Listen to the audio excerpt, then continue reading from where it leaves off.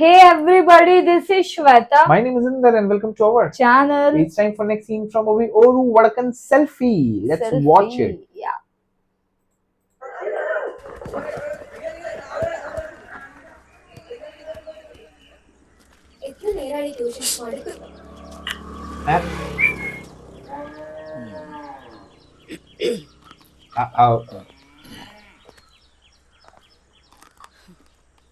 ഉമേ ഭാവിയെ കുറിച്ച് ആലോചിക്കുമ്പോ പേടി തോന്നുന്നു. അമ്മേ, അച്ഛനെന്തെങ്കിലും അസുഖം? എടാ, നിന്റെ ഭാവിയുടെ കാര്യമാണ് ഞാൻ പറഞ്ഞത്. ഓ, അതാണോ? അച്ഛൻ തന്നെ ജോലിയോടുള്ള കാലം നമ്മൾ എന്തിനാണ് അമ്മേ ഭാവിയെ കുറിച്ച് നമ്മൾ വിഷമിച്ച അത് അച്ഛൻ എന്തുമാത്രം വിഷമായിരിക്കും. അച്ഛന് പ്രായം കൂടി വരികയാണ്. അസുഖങ്ങളൊന്നും വരാതെ അമ്മ പ്രത്യേകം ശ്രദ്ധിക്കണം.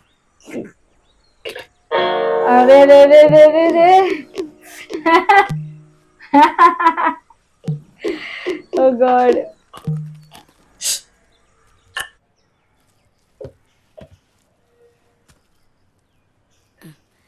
അല്ല, ഉമ്മയോട് ഞാൻ എന്താ പറയണ്ടേ? അവൻ ഭയങ്കര താല്പര്യത്തിൽ ചോദിച്ചതാ. സിനിമ സംവിധാനം പഠിക്കണം അല്ലേ? നിന്റെ മോൻ സംവിധാനം ചെയ്ത സിനിമ കാണാൻ പോകുന്നതിന്റെ അവസ്ഥ ഓർക്കുമ്പോ പാവം തോന്നുന്നു. സിനിമ ഒരു കലയല്ലേ? കലയുമായിട്ട് അവൻ എന്ത് ബന്ധം? ഇന്ന് വരെ ഒരു ഫാൻസി ഡ്രസ് മത്സരത്തിൽ പോലും അവൻ പങ്കെടുത്തായിട്ട് എനിക്കറിയില്ല. എഞ്ചിനീയറിംഗ് തേർഡ് ഇയർ ആയപ്പോ തന്നെ ഒരുവിധം പേപ്പറൊക്കെ ഏട്ടൻ തോറ്റു. കോഴ്സ് കംപ്ലീറ്റ് ചെയ്യാൻ നല്ലോണം മെനക്കെടേണ്ടി വരുമെന്ന് ഏട്ടൻ നന്നായിട്ട് അറിയുകയും ചെയ്യാം. അപ്പോ ക്വാളിഫിക്കേഷൻ ഒന്നും ആവശ്യമില്ലാത്ത ഒരു ഫീൽഡിൽ കയറി പറ്റണം. പെട്ടെന്ന് പേരും പൈസയൊക്കെ കിട്ടുമല്ലോ. അതാണ് അല്ല, അവന് കഴിവൊക്കെ ഉണ്ട്. പിന്നെ കൊച്ചിയിൽ 3 മാസത്തെ കോഴ്സ് ചെയ്ത സംവിധാനം മൊത്തം പഠിക്കാന്ന് അവനോട് പറഞ്ഞത്. ഒയ്യോ, അപ്പൊ പലരും ഫിലിം ഇൻസ്റ്റിറ്റ്യൂട്ടൊക്കെ പോയി 3-4 വർഷം പഠിക്കുന്നത് വെറുതെ അല്ലേ? സരസ്വതി, സിനിമയെ കുറിച്ച് എനിക്കൊന്നും അറിയില്ല, പക്ഷേ അതൊരു കലയാണെന്ന് അറിയാം. ഒരു നല്ല കലാകാരന് ജീവിതാനുഭവം വേണം, ഉൾക്കാഴ്ച വേണം. അതെന്താണെന്ന് പോലും നിന്റെ മകൻ അറിയില്ല.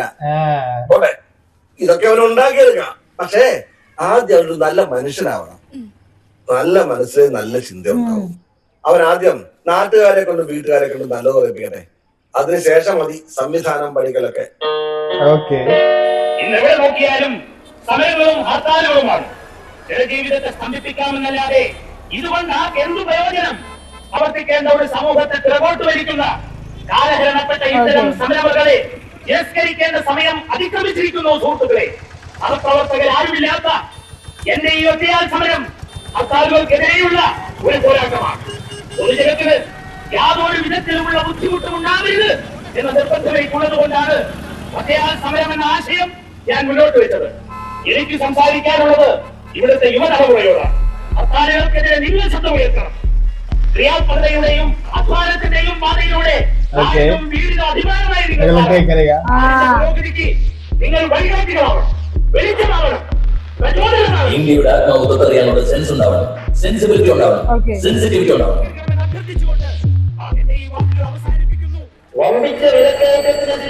നമുക്ക് കുറച്ച് ശബ്ദമൊക്കെ ഉണ്ടാക്കാം. എന്നിട്ട് ഈ തൊട്ടനെ പിടിച്ചോണ്ട് ഹർത്താൽ പറ്റില്ല. ജനങ്ങളുടെ ജീവിതം സ്തംഭിച്ചു പോയെന്നെ. നമ്മുടെ ഈ സമൂഹത്തിനെ പിന്നിലേക്ക് വരിക. ഹർത്താലിനെ നമ്മൾ പ്രതികരിക്കണം. എന്താ ഞാൻ പറഞ്ഞു ശരിയല്ലേ? നിനക്ക് തലയ്ക്കല്ല ഈ ഇരിക്കുന്നത് ബംഗാളി പിള്ളേരായതുകൊണ്ട് നിന്നോട് പറയാം. കോഴി പറഞ്ഞിട്ടുണ്ട്.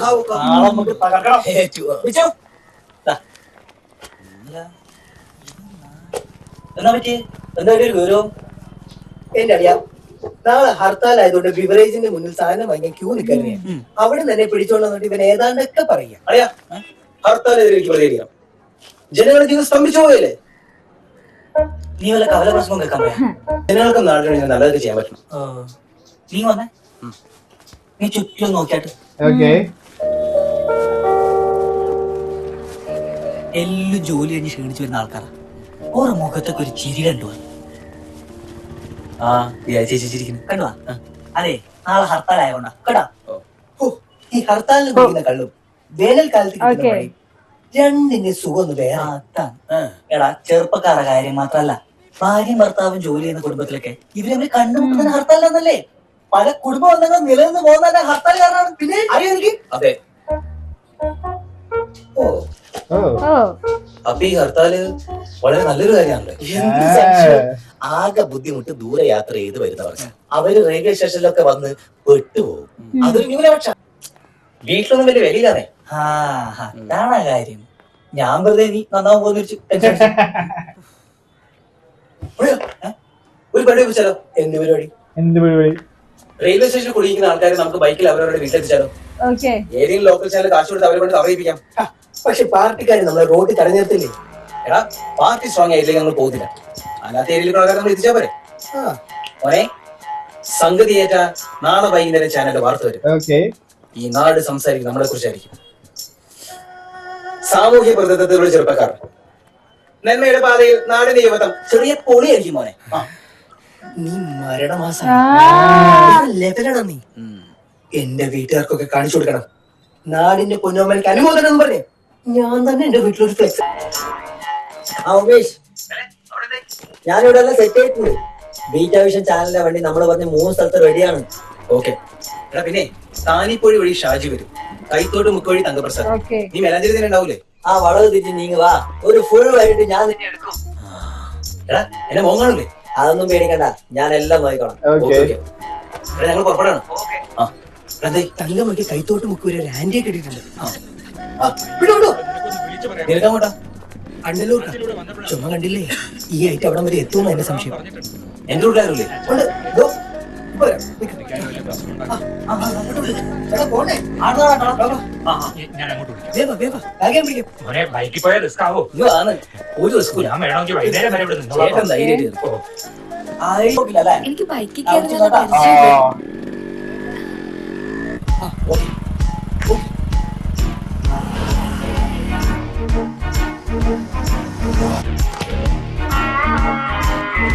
Let's see what is this എനിക്ക് workout. കൊയിലൂർക്ക പോകേണ്ടത്. പിന്നെന്താ ഈ വഴി? ആ വഴി പോയ പാർട്ടിക്കാരനോ? ഇത് എളുപ്പടിയാ.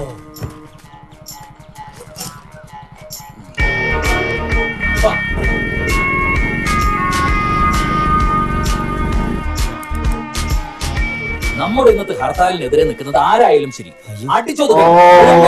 പാർട്ടിക്കാരെത്തി. ഞാൻ ഉമേഷ് വിളിക്കട്ടെ. നീ ആരെയും വിളിക്കണ്ട. ഈ പാർട്ടിക്കാരും കൂടി ഉണ്ടെങ്കിൽ ന്യൂസ് കുറച്ചുകൂടി ഹാരായി. ഇത് ചതിയാണ്. പിന്നെ ചാതി അവന്മാരെ പേരിടാക്കാനല്ലേ ചാനലിൽ കൂടുതൽ പേര് കിട്ടുക. ഇപ്പൊ നടക്കാൻ പോകുന്ന പരിപാടി കവർ ചെയ്താണ്. മനസ്സിലായ?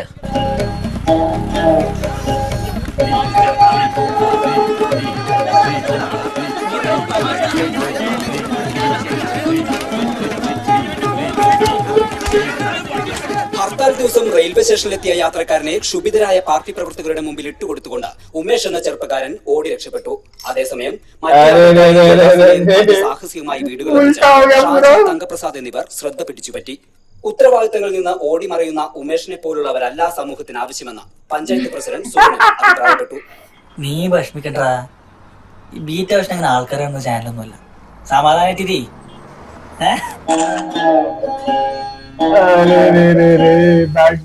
ഉറപ്പായിട്ടും ആ ചാനലുകാർ പണി തന്നാളിയാ.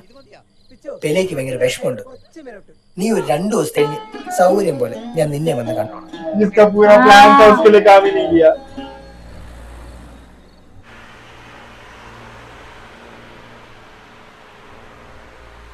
എനിക്കൊരു സമാധാനമില്ല മോനെ. അവന്റെ കാര്യം ഓർക്കുമ്പോ പേടിയാവുക. പകല് മുഴുവൻ കിടന്നുറങ്ങും, രാത്രി കഴിക്കാൻ എഴുന്നേറ്റ് വരും. കഴിച്ചു കഴിഞ്ഞ് നേരെ ചെന്ന് വാതില് കുറ്റിയിടും. വെളിച്ചം ഉണ്ടാവും. കമ്പ്യൂട്ടറിൽ എന്തോ ചെയ്യാൻ തോന്നുന്നു. ഈ കമ്പ്യൂട്ടറിലൊക്കെ ഒരുപാട് വൃത്തികേട് ഉണ്ടാവുന്ന സുരേഷ് മോനെ. അങ്ങനെ ഉറപ്പ് പറയാൻ പറ്റില്ല. ഇവിടെ ഇന്റർനെറ്റ് ഉണ്ടോ ആന്റി? ഇല്ലാന്ന് തോന്നുന്നു. അപ്പൊ പിന്നെ ഹാർഡ് ഡിസ്ക് ആയിരിക്കും. എന്തിന്റെ എന്തോ എനിക്ക് നിങ്ങൾ പറയുന്ന ഒന്നും മനസ്സിലാവുന്നില്ല. മോൻ അവനെ ഒന്നും ഉപദേശിക്ക്. ഞാൻ പറയാണ്ടി. അച്ഛൻ്റെ കൂടെ കടയിൽ ചെന്നിരിക്കാൻ പറഞ്ഞ് ഞാൻ വരുന്ന മേരി പോലും നന്നായി പണിയെടുക്കും. എന്റെ മോൻ മാത്രം എന്താ ഇങ്ങനെയായി പോയ ദൈവമേ. ആ, നീ എണീറ്റോ? എടാ ഉമ്മേ, നീ എങ്ങോട്ട് പോവാ?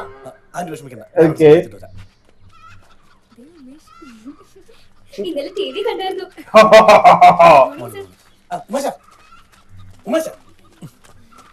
നീ എന്തോ ഉമേഷ് ഇങ്ങനെ? നിന്റെ അമ്മ നിന്നെ കുറിച്ച് എത്രമാത്രം പറയടാന്ന്. നീ ഞാൻ പറയുന്ന കേക്ക്. കുറച്ചാൾ നിന്റെ അച്ഛന്റെ കടയിൽ സഹായത്തിന് നിൽക്കും. ഇതാ നിന്നെ പഠിപ്പിച്ചതിന്റെ ലോൺ അടയ്ക്കാൻ സ്വന്തം പറമ്പ് വരെ വിൽക്കാൻ വെച്ചിരിക്കുക. നീ എവിടെ ചെന്ന് നിന്നാ പുള്ളിക്ക് ഇതൊരു ആശ്വാസമാവില്ലേ? നിന്റെ സപ്ലൈ എക്സാമിനൊക്കെ ഞാൻ ഹെൽപ്പ് ചെയ്യടാ. രാവിലെ 5 മണിക്ക് വീട്ടിലേക്ക് വാ, ഞാൻ ട്യൂഷൻ എടുത്തരാടാ. നിന്റെ അമ്മായിക്ക് എടുത്തോളാം ട്യൂഷൻ. 3ാം ക്ലാസ് നിനക്ക് ഫസ്റ്റ് റാങ്ക് കിട്ടി അന്ന് തുടങ്ങി എനിക്ക് ഗതികേട്. നന്നായി പഠിച്ചിട്ട് നീ ഒരിക്കലും നന്നാവും പോണടാ. ബെഞ്ചിലിരിക്കാൻ പറ്റിയ വേറെ ഊശകളാണ്. എടാ ഞങ്ങളൊക്കെ നന്നായി പഠിക്കാത്തോണ്ടാണ്ടാ നിനക്ക് ഫ്രണ്ട് ബെഞ്ചിരിക്കാൻ പറ്റിയത്. മെറിറ്റ് സീറ്റ് കിട്ടിയപ്പോൾ നിന്റെ അഹങ്കാരം താങ്ങാൻ പറ്റാത്തോണ്ടാണ് ഞാൻ കാശ് മുടക്കി എഞ്ചിനീയറിംഗിൽ പോയി ചേർന്നത്. എടാ ഒരൊറ്റ പൈസ പോലും ഫീസ് കൊടുക്കാണ്ട് പഠിച്ച നീയൊക്കെ എന്താണാടാ? ഞങ്ങൾ കുറച്ച് സാധാരണക്കാർ അടക്കുന്ന ടാക്സ് കൊണ്ടല്ല ഗവൺമെന്റ് ഒക്കെ നിന്നെ പഠിപ്പിക്കുന്നത്. നീ IELTS ടോഫലും കൂഫലും ജിമാറ്റൊക്കെ നീ പോയടാ. എന്റെ മേലെ ചേർന്ന ആവശ്യമാണ് നിനക്ക്. നിന്നെ കണ്ടുപിടിക്ക്, നിന്റെ കാല് കഴുകി വെള്ളം കുടിക്ക്. കേട്ട് കേട്ട് ഞാൻ മടുത്തു. ഇനി നിന്നെ എങ്ങനെ എന്റെ വീടിന്റെ ഏരിയ കണ്ട കത്തിച്ചോടാ പഠിപ്പിച്ചില്ലേ.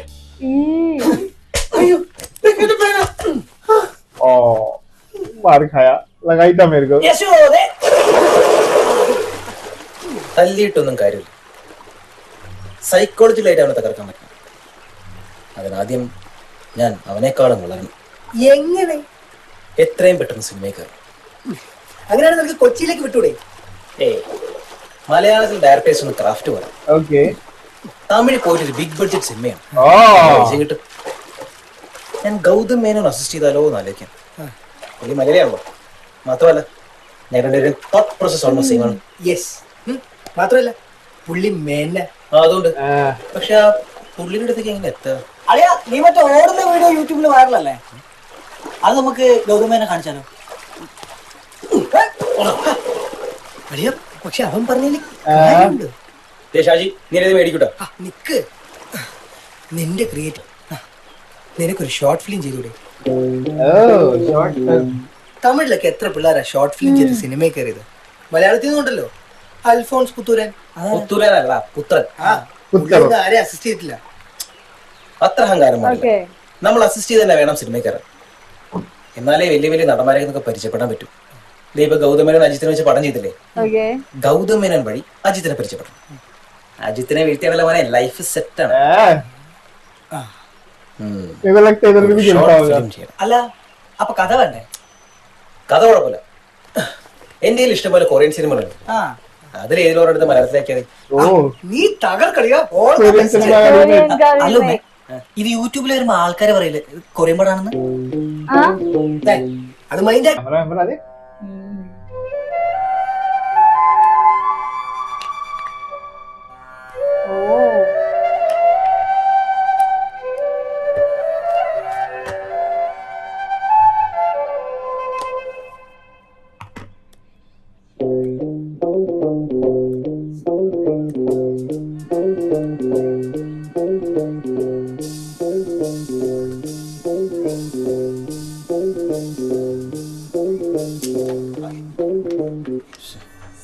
കിങ്കിഡൂക്കിന്റെ പടമാണത്ര.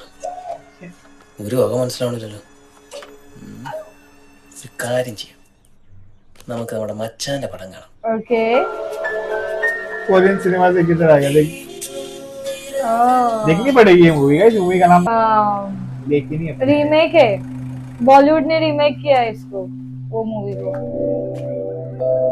नाम पता फिर? अरे वो है ना होजाना सॉन्ग बॉलीवुड वाला. अच्छा वो वाला है.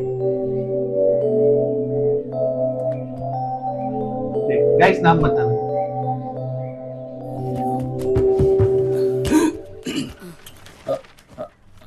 ആരാമേ പുറത്ത് ഫോൺ അടിച്ച് ബഹളം വെക്കുന്നത്? അത് അപ്പുറത്തെ വീട്ടില് പുതിയ വാടകക്കാര് വന്നു. ओके लड़की आई अभी.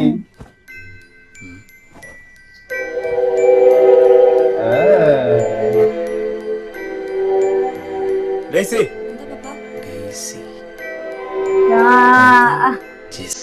जेसी. And my name is Daisy.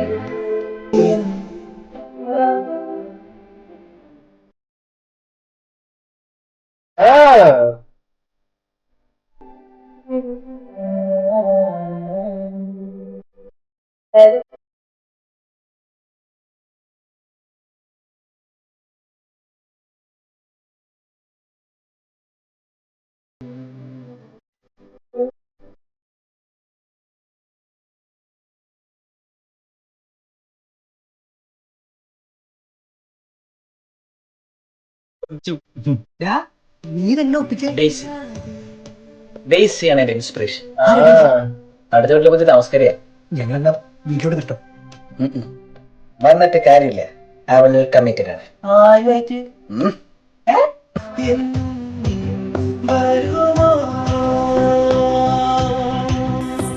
എന്ത് പ്രശ്നം? നിന്റെ ഷോർട്ട് ഫിലിമിൽ അഭിനയിക്കാൻ എന്റെ വൈഫ് സമ്മതിക്കില്ലടാ.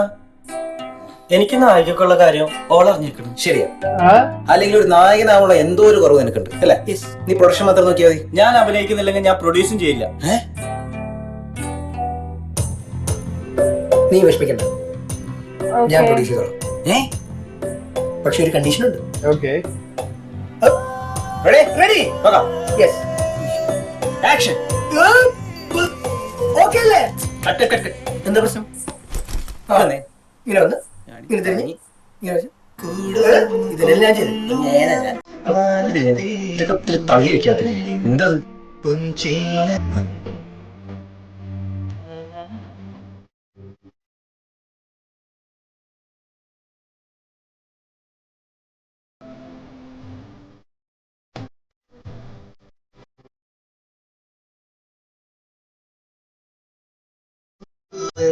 അറിയാ, എന്റെ കയ്യിലുള്ള കാശൊക്കെ തീർന്നു.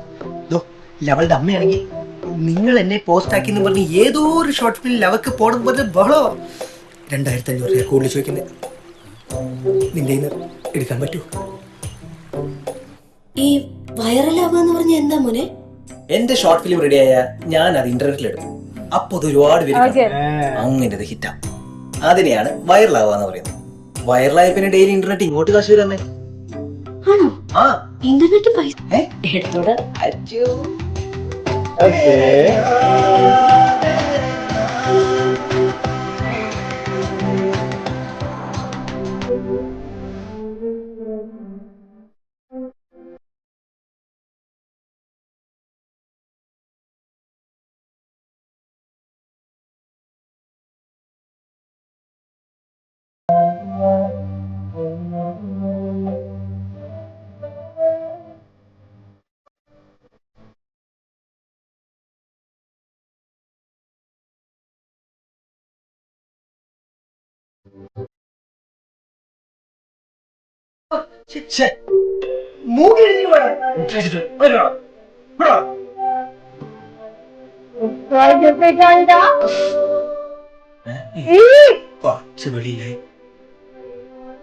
മനസ്സിലെ